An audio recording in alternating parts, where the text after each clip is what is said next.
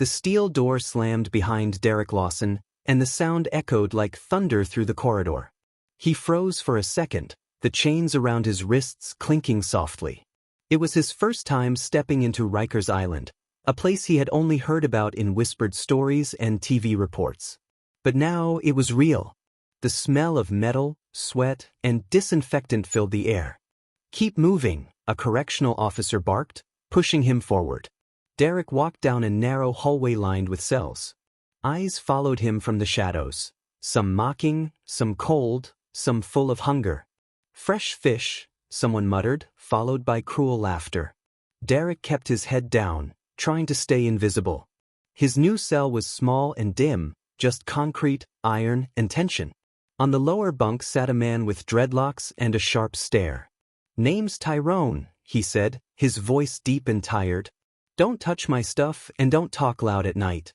You'll be fine." Derrick nodded quickly.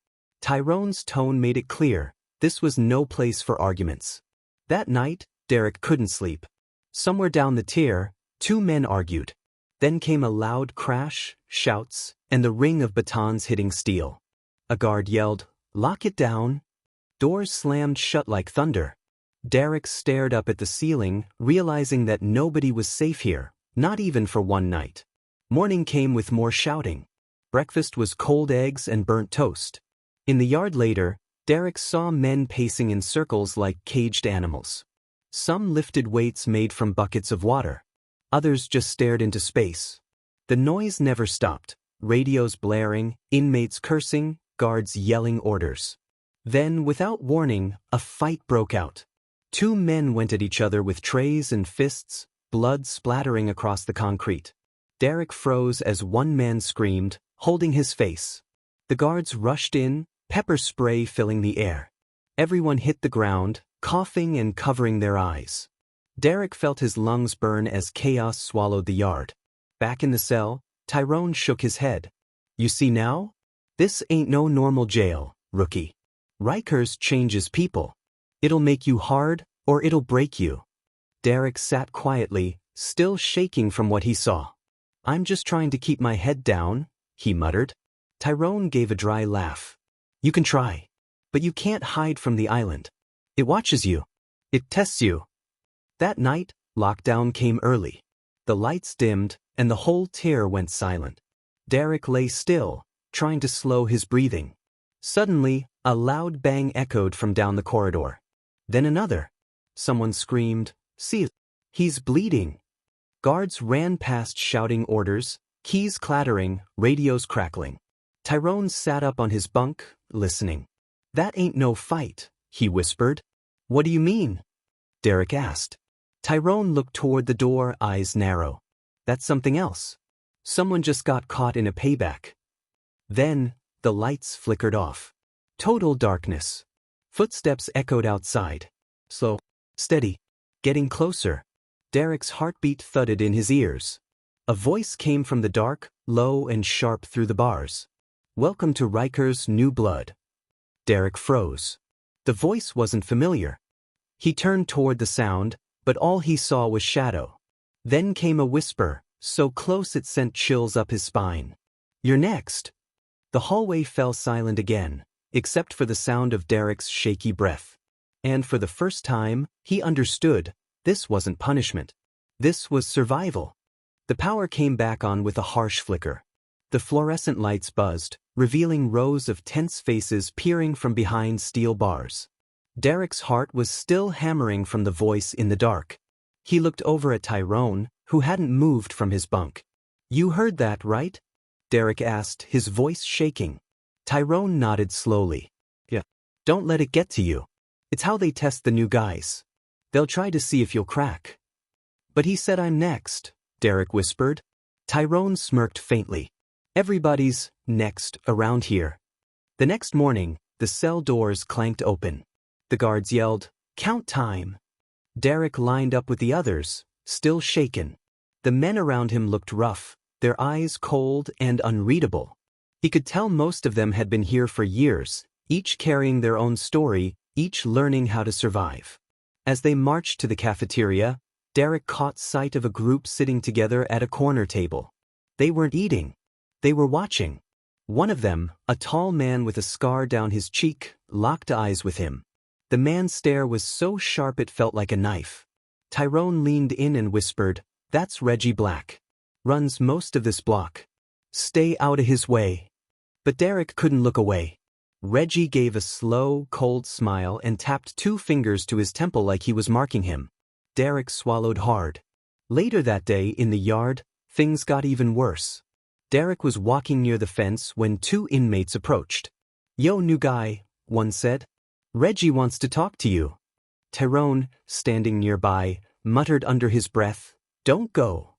But before Derrick could say anything, the men grabbed him by the shirt and dragged him behind the bleachers. Reggie was there, sitting calmly, a cigarette between his fingers. Smoke curled around his face as he stared at Derrick. "So," Reggie said, his voice calm but heavy, "you the one that came in last night? The one from Queens, right?" Derrick nodded. "Yeah, that's me." Reggie blew out smoke and leaned forward. "See, new blood don't just walk through Rikers without paying respect. You feel me?" I don't want no trouble," Derrick stammered. Reggie smiled faintly. "Everybody says that. But trouble don't care what you want." He nodded to the men beside him. "Show him how things work." Before Derrick could move, one of the men punched him in the stomach. He doubled over, gasping. Another blow came to his ribs. The world spun as he hit the concrete.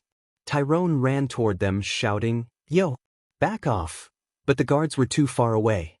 Reggie stood up, towering over Derrick. "You learn quick, or you don't last.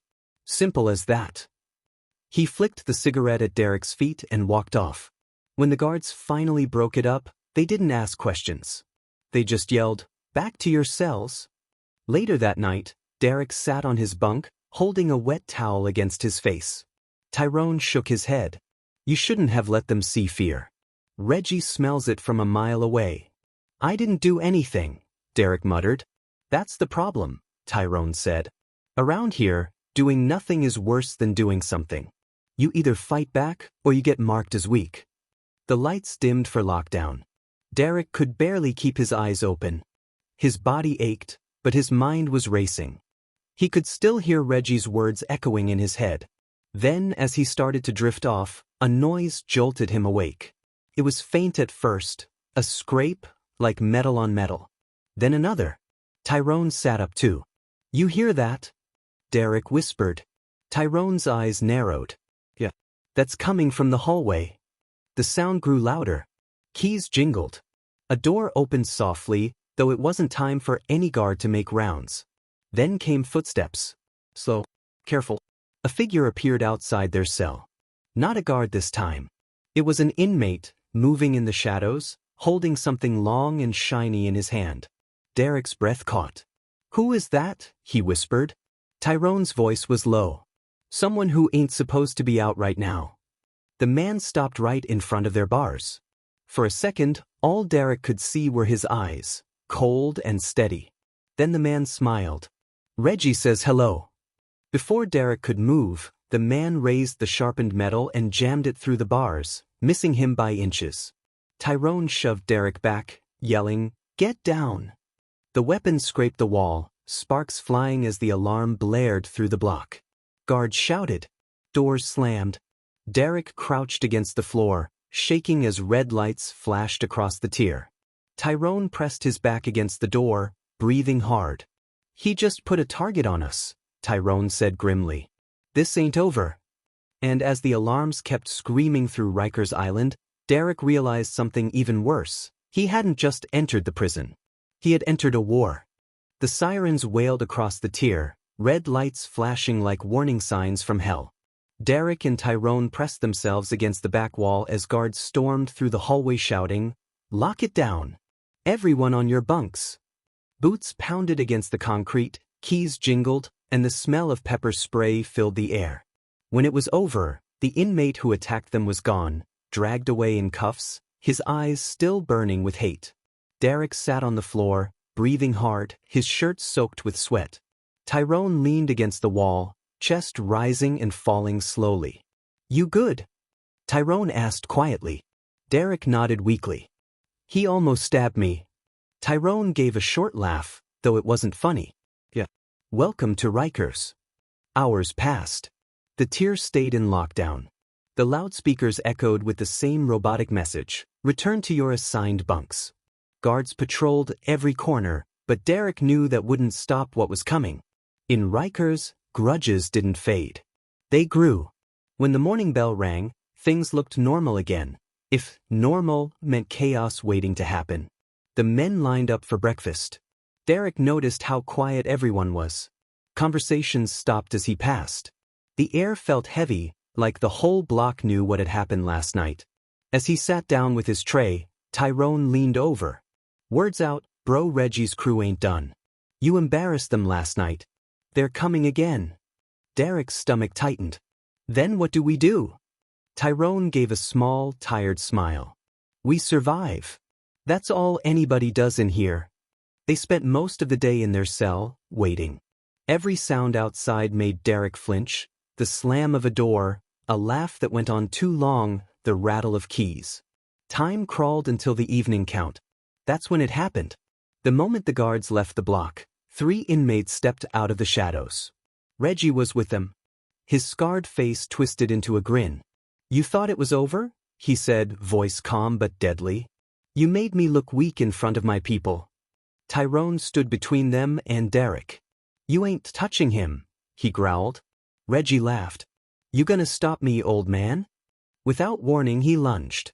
Tyrone met him halfway, fists flying. The other inmates jumped in, and the sound of fists and metal echoed off the walls. Derrick grabbed the only thing he could, a broken piece of plastic from the sink, and swung it at one of them. It caught the man across the face, sending him backward. Run! Tyrone shouted. Derrick stumbled out into the hall, alarms blaring again. Guards shouted from down the corridor, Get down! Get down! But no one listened. Reggie tackled Tyrone to the floor, slamming his head against the concrete. Derrick turned back, screaming, Tyrone! Before Reggie could strike again, the guards stormed in, batons swinging. Everyone hit the ground.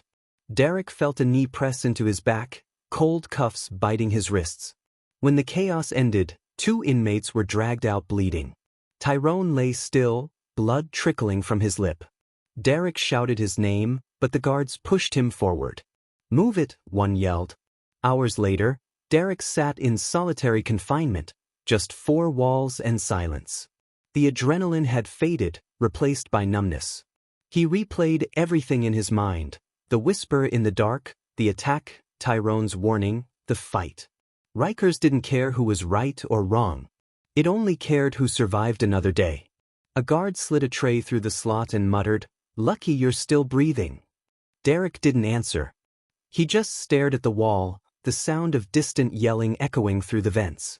After a long while, the door clicked open. The warden himself stood there with 2 officers behind him. His face was blank, his tone colder than the concrete floor. Lawson, he said, your case just got dismissed. They're letting you out tomorrow. Derrick blinked, unsure if he heard right. Out. The warden nodded. You did your time. Guess you got lucky. As the door shut again, Derrick sat there in shock. Freedom.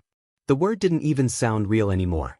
He'd been inside Rikers long enough to know that luck had nothing to do with survival. It was pure chance. The next morning, they walked him out through the same steel doors that had swallowed him weeks before. The sunlight hit his face, blinding and strange. For the first time, he could breathe air that didn't smell like rust or fear. But even as the gates closed behind him, he couldn't shake the feeling that part of him was still trapped inside. Because Rikers Island wasn't just a place, it was a scar that never healed. And as he stepped back into the world, Derrick Lawson knew one thing for sure: no one who ever lived inside Rikers walked out the same.